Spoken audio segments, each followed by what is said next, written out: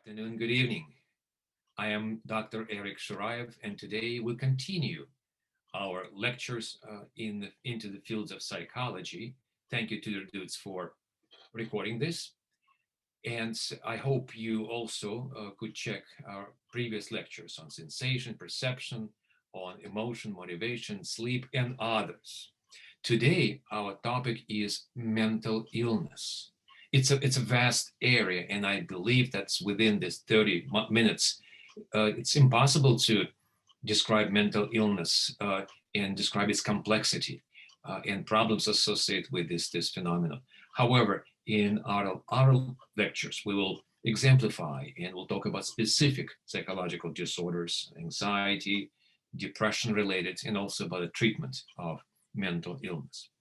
As always, I will share with you PowerPoint slides and will explain the most important points during this lecture. And after you finish watching this, feel free to take a sample of tests, a quiz, 5 questions. As usual, you can check your knowledge specifically about the topic of this lecture.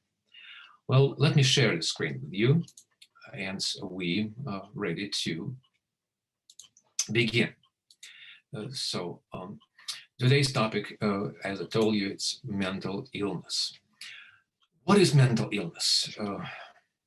I'll give you a definition, then explain how we examine mental illness, how we diagnose mental illness, who can diagnose. We'll talk about psychologists and psychiatrists, discuss a little bit about the diagnostic procedures, and also some questions associated with mental illness and applications of our knowledge.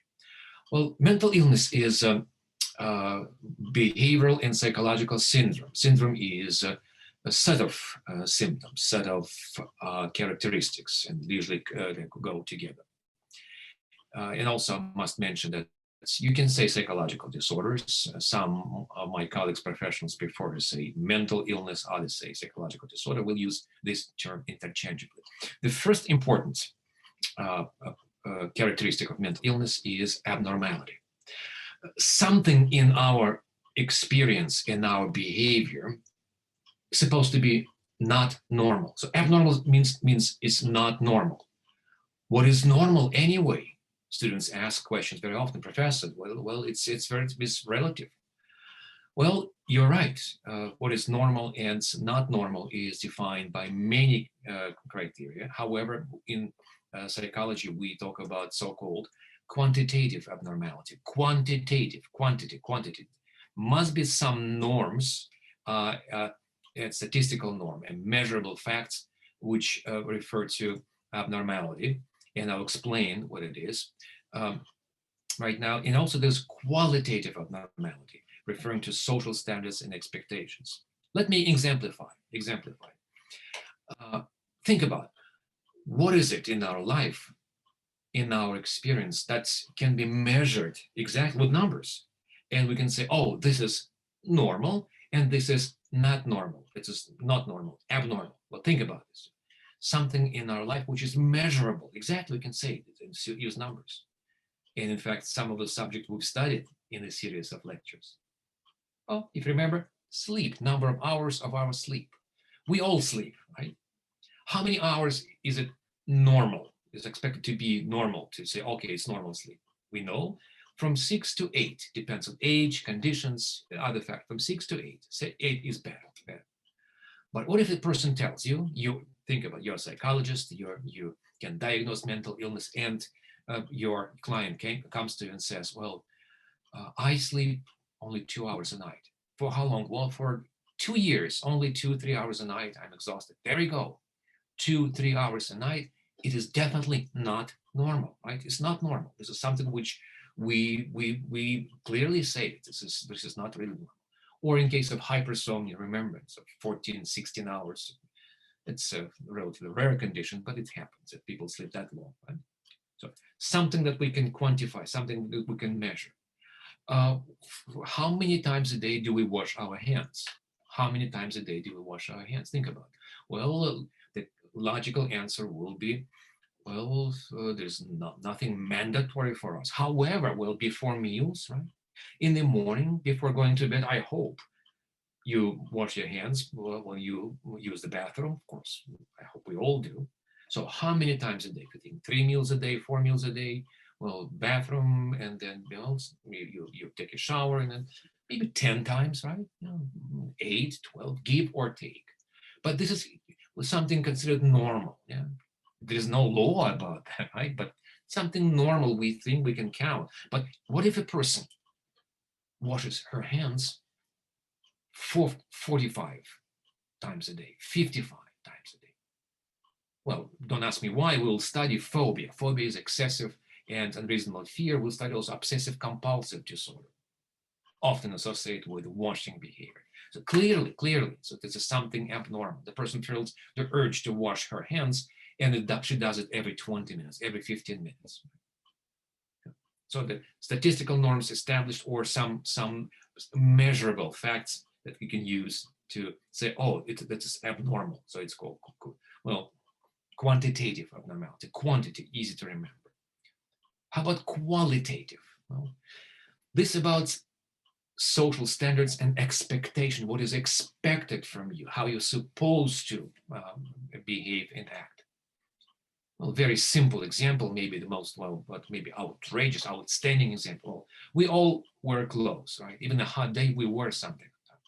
And most of us wouldn't wonder why. Well, the people walk around naked. Sorry, it's a strange question, but we don't. The social expectation, nor we're supposed to behave in a certain way. We expect it to behave in a certain way. We cover our bodies, and our body has cultural meaning. So our bodies convey cultural meaning. We cover our bodies for cultural and other religious reasons. That's the point.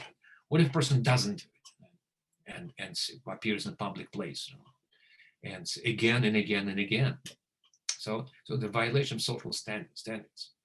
So if I, for example, begin to discuss with you particular issues associated with the demons and witches, and tell you that they always chase me and they part of my life, you think either I'm joking with you as a professor, as a scientist, just to get your attention, or you begin to suspect something is wrong with me. Right? In the 21st century, scientists, when they discuss witches and demons and all those forces, they either discuss literature or folklore, or maybe, joke, or just study people's beliefs, but we don't talk seriously about them, or a global plot of witches to take over the course of psychology and teach psychology from the moon. So it, of course, sounds a little bit strange.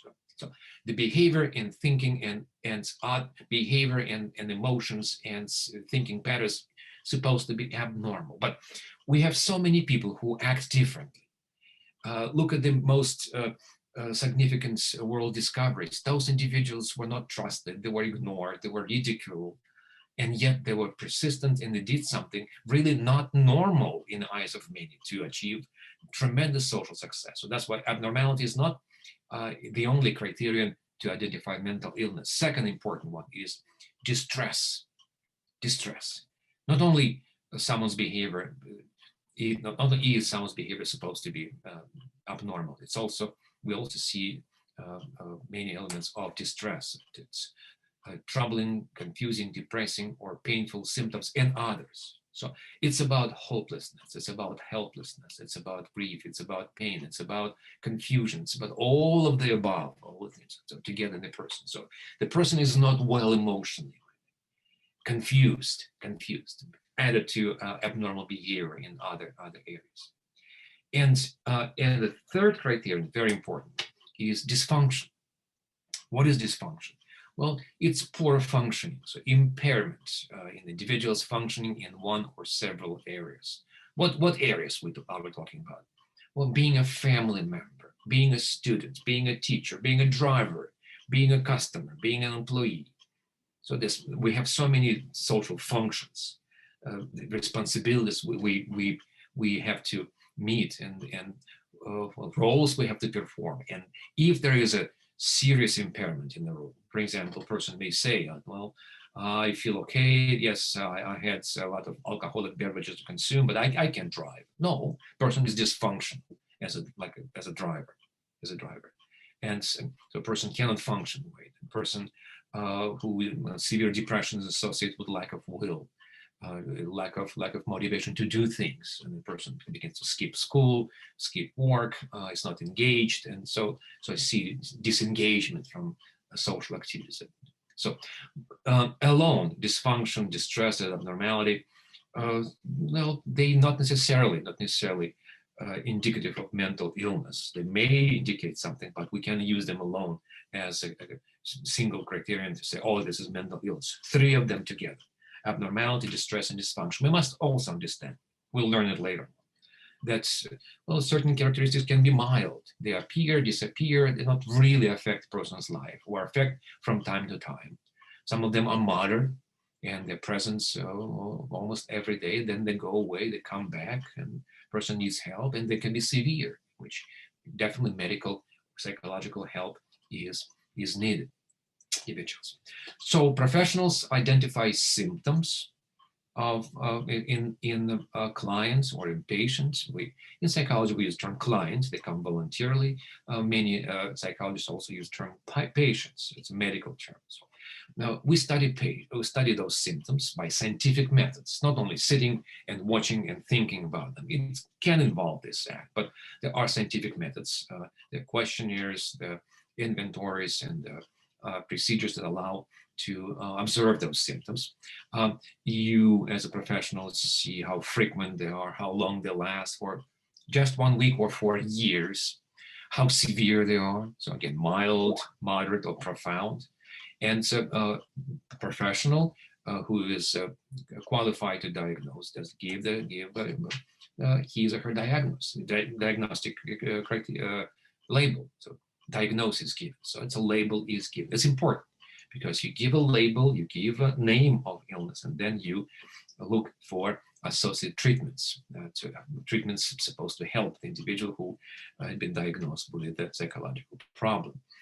It's not just giving label from the top of my head. I think you have it. No.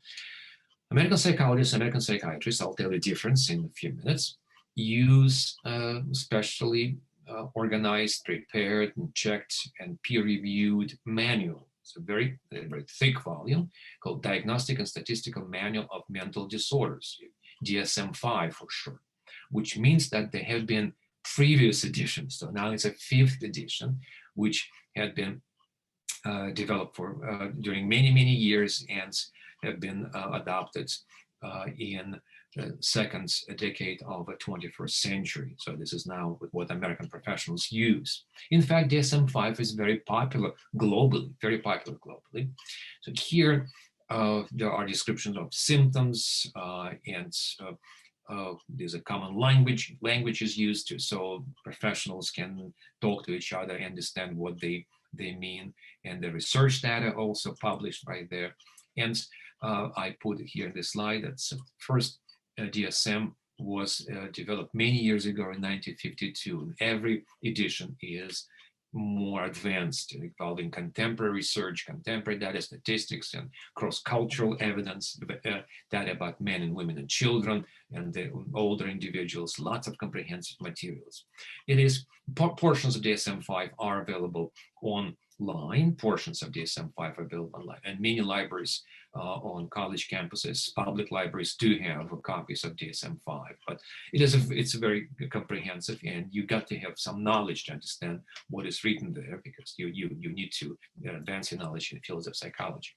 But who are these individuals with advanced knowledge about mental illness? I can describe only 2 categories, key categories, and give you a brief heads up about their education. Professional psychologists, those who diagnose, treat, and prevent the occurrence of mental illness. To become a professional psychologist, you've got to get either a bachelor's degree. I receive questions, how about an associate degree? That's fine, it may work. But usually just for initial work in which you definitely will be working for somebody. You can get your associate degree in big metropolitan areas of New York, Los Angeles, Chicago, Miami, Washington, D.C. It's a very competitive areas. Bachelor's degree is almost a necessity these days. I tell my students, if you get an associate degree in psychology, move on 2 more years and get a bachelor's degree. Or master's degree, typically 2 more years, graduate program, or doctorate degree. Not necessarily, although myself, I do have doctorate degree, but it's not necessarily well, required to become professional psychologist and to treat mental illness. It is okay, fine, but it's an extra 4 or 5 years of studying, but this is not what is required. And often, sometimes you can be overqualified. So just be careful when you pursue a doctorate degree, but you know what to do. We'll definitely discuss this several occasions in the future. Then you go through licensing. United States, individual states responsible for licensing, and then you become professional psychologist. You can, after this, you may diagnose, you may provide treatment, and also give advice about prevention of mental illness. So people who think, I am a good psychologist, I have my master's degree in psychology, I know a lot about human life and mental illness, so I have many years of experience, I can diagnose. No, you can't. Well, you may not. So you must get a license, and you get licensed, and you only after that you can become a professional psychologist, getting a license. If you prefer to move into psychiatry field, so it's what's the difference between psychiatry and psychology? Well, for professional psychiatrists, you got to get a bachelor's degree. Not just, well, it's a couple of years of education, or not just being a good person caring for the mentally ill. You got to get a bachelor's degree. Got to have excellent grades, physics, math, biology, chemistry, science, math, and particularly biology and chemistry. Excellent degree, not just good enough, excellent degrees. And after that, you must get into medical school, where you study everything. You become a medical student. To get your MD, 4 more years of medical education. You study everything. You become medical doctor at the end of your 3rd, 4th year. You will be studying psychiatry more.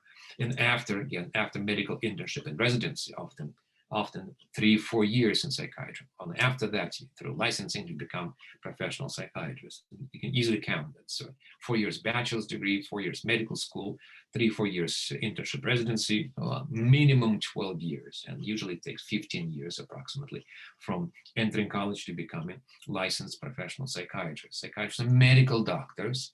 Professional psychologists are not medical doctors. They have doctorate degrees, many of them.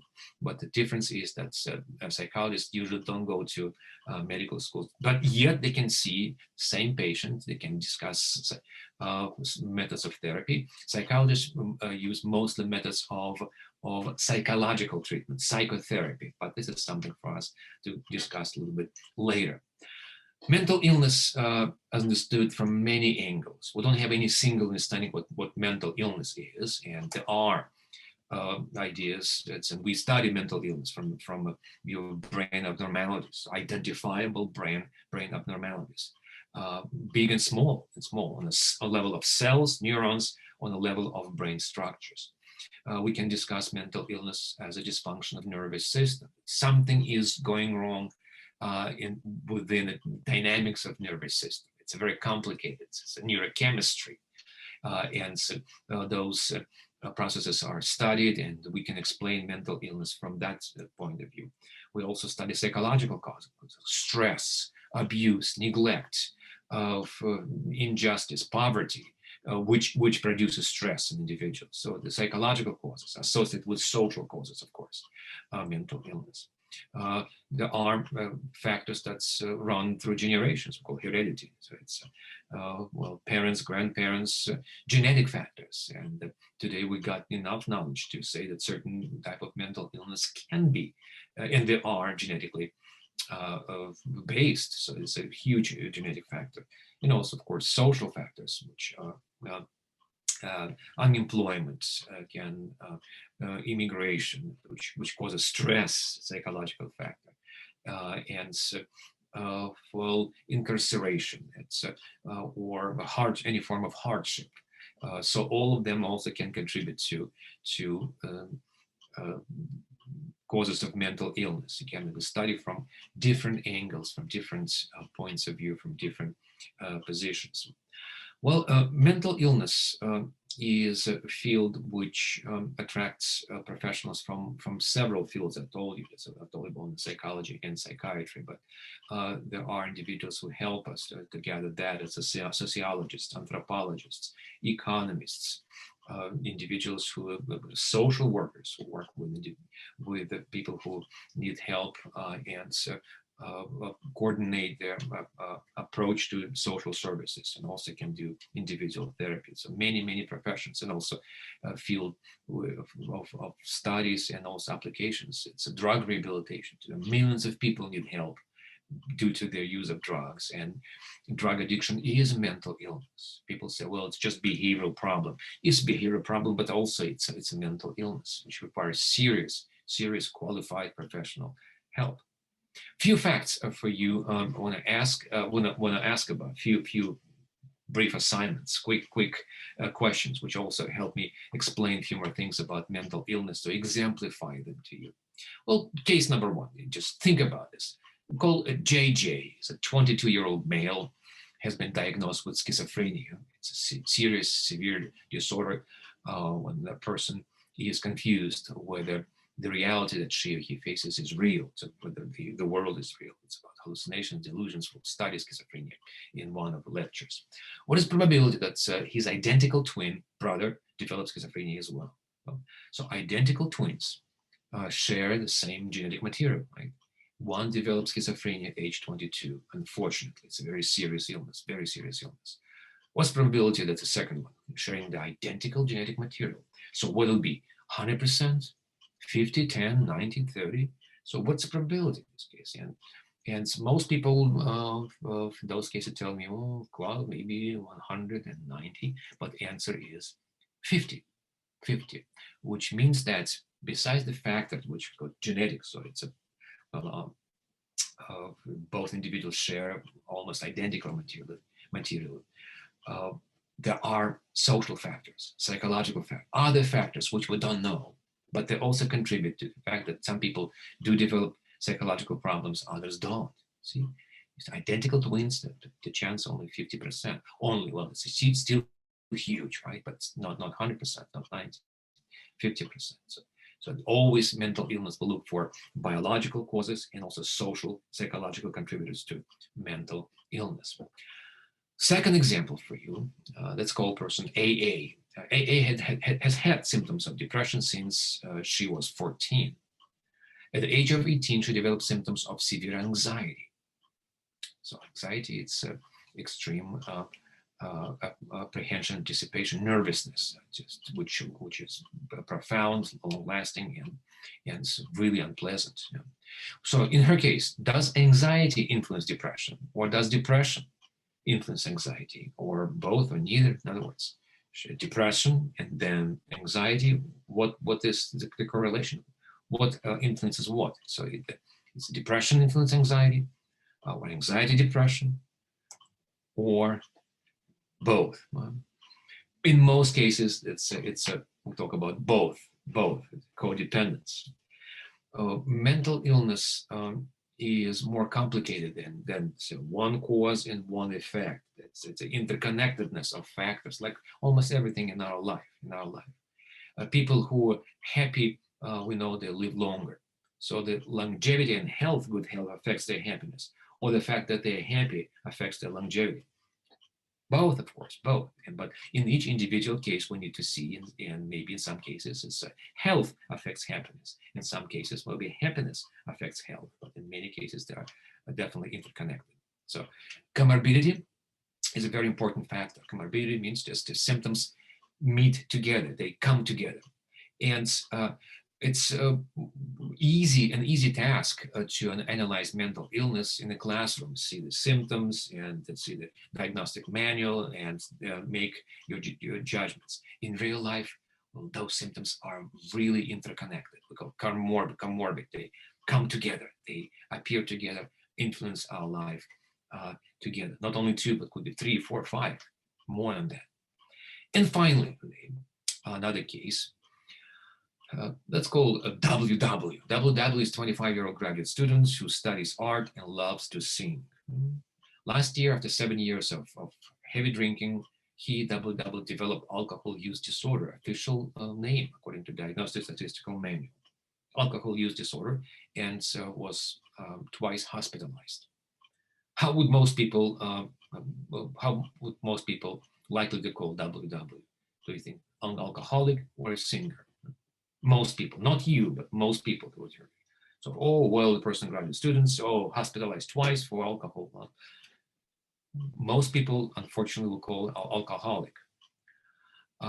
Stigma of mental illness is a big problem. Stigma is a negative perception of mental illness. For centuries in the society of our ancestors. And today, people have, many people have a really negative perception of mental illness. They are afraid to talk about it. They are embarrassed to reveal the fact that they have symptoms of mental illness. They don't want to say mental illness. They say, well, I have special condition because of what? Because of negative perception in society. So people suspicious, people nervous to hear about mental illness, people hide facts. And also people attach labels very easy. If something is visible and something is profound, unfortunately, many of us attach this label, an alcoholic. Well, WW in this case is not an alcoholic. I believe he is a wonderful human being who pursued his career.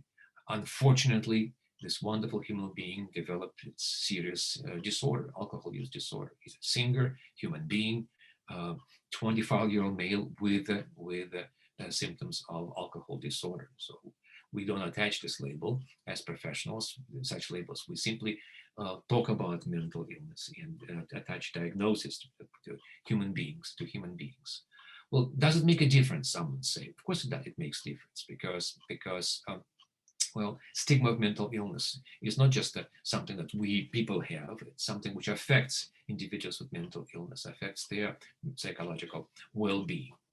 Well, in my lecture today, I discussed the definition of mental illness. We studied 3 criteria: abnormality, distress, and dysfunction. I talked about DSM, Diagnostic Statistical Manual of Mental Disorders. We talked about different views of mental illness from different sciences. And also we discussed 3 brief cases which referred to biological and social influences and factors of mental illness. We talked about comorbidity, so symptoms of mental illness come together, usually, and also stigma of mental illness, negative societal perception, individual perception of mental illness.